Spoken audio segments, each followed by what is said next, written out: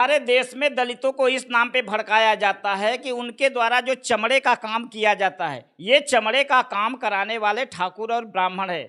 यहाँ पर जो चमड़े का काम होता है, अभी आपको मैं एग्जाम्पल के साथ बताना चाह रहा हूँ कि आपका जब शादी होता है, सिर्फ ठाकुर ब्राह्मण की बात नहीं कर रहा हूँ, मैं आपकी भी बात कर रहा हूँ और हरिजनों का भी बात कर रहा हूँ, चमारों का भी बात कर रहा हूँ, मुसहर का भी बात कर रहा हूँ, मतलब शूद्र जिसको बोलते हैं SC/ST, इनकी भी जब शादियाँ होती थी 20 साल पहले की बात बता रहा हूँ।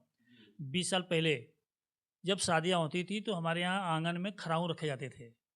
हमारे यहाँ शादी में दूल्हा भी खराऊ पहन जाते थे, चमड़े नहीं के, जूता चप्पल नहीं पहनते थे, बेल्ट भी नहीं लगाते थे, धोती कुर्ता होते थे, पैजामा कुर्ता होते थे। तो चमड़े काम हमारे यहाँ तो होता नहीं था, तो इनको चमड़े काम कराया किसने? चमड़े काम होता था, जो गैया भैंस खाएगा वही ना चमड़े काम करवाएगा। जो ऊँट खाएगा, भैंस खाएगा, गैया खाएगा, वही खाएगा काट कर चमड़ा लादी फोदी फेंकने के लिए। जब ये भगे, अपना धर्म भंग नहीं होने दिए, हिंदू से मतलब मुसलमान नहीं बने, तो इनको चमड़े काम इनसे कराया गया, मुसलमानों ने कराया इनसे चमड़े काम। और जब चमड़े काम कराया तो कहीं कहीं ये जब परेशान हो गए तो गांव छोड़ करके, अपना मूल जगह अपना छोड़ करके एक गांव में भागने लगे जहां हिंदू बहुल एरिया। तो हिंदू धर्म में कोई चमड़े से परहेज करता था, न तो चमड़े का जूता पहनता था, न तो बेल्ट पहनता था, धोती कुर्ता पहनते थे। तो हम लोग तो चमड़ा छूना अशुद्ध मानते थे, फिर उनको चमड़े का काम कैसे करवाएंगे? क्या लगता है? ये छुआछूत आया मुगलों के द्वारा। कैसे कि जब हमारे भारत पे पहला मुगल आक्रमणकारी, लुटेरा नहीं आक्रमणकारी, जो कि आके जीत के यहीं पे रह गया, वो कुछ तो तलवार के बल पे सलवार पहन लिए और कुछ जो बचे वो बोले हम गऊ को रोटी से नहीं खाएंगे, हमको इतना मतलब तकलीफ मत दो। ये सब मुसलमान बनाने के लिए उनके ऊपर काफी प्रताड़ना दिए हैं, तब भी वो नहीं बने तो काल कोठरी में बंद कर दिया गया है इनको।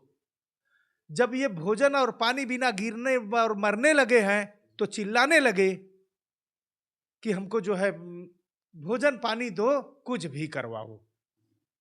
तो जो नहीं करवाना चाहिए वो सब कर्म यहाँ करवाए हैं। जबकि हमारे यहाँ कोई औरतें मुगलों से टच हो जाती थी तो स्नान करती थी। इस चीज को मुगलों के दिमाग में आया कि ये क्या, हम टच हो जाते हैं तो ये सब स्नान करते हैं। आई बात समझ में? मैं काल्पनिक नहीं बोल रहा हूं, यही सच्चाई है। जब वो नहाने लगती थी, मतलब हुआ कि जो दलितों के द्वारा आज से आए हुए आज जो दलित मरे हुए पशु उठा रहे हैं, चमड़े का काम कर रहे हैं, लेकिन इल्जाम सवर्णों पे लगा रहे हैं, ये उनको करने पे मजबूर। ये बताइए हमारे यहाँ चमड़े का जूता कोई पहनता ही नहीं था, है? चमड़े का कोई काम कोई करता ही नहीं था। इतने मोटे मोटे लकड़ी के लोहार से बनवा के और रस्सी से बांध के लोग चलते थे। ये चमड़े का काम, यहाँ तक कि भाई मुगल शासक चमड़े का पैसा भी चलवाए हैं हमारे भारत में। जो दलित ये कहते हैं कि हमें सवर्णों ने सताया, सवर्णों ने हमें चमड़ा छीलने पर मजबूर किया, लेकिन उन्हें चमड़ा छीलने पर मजबूर मुगलों ने किया।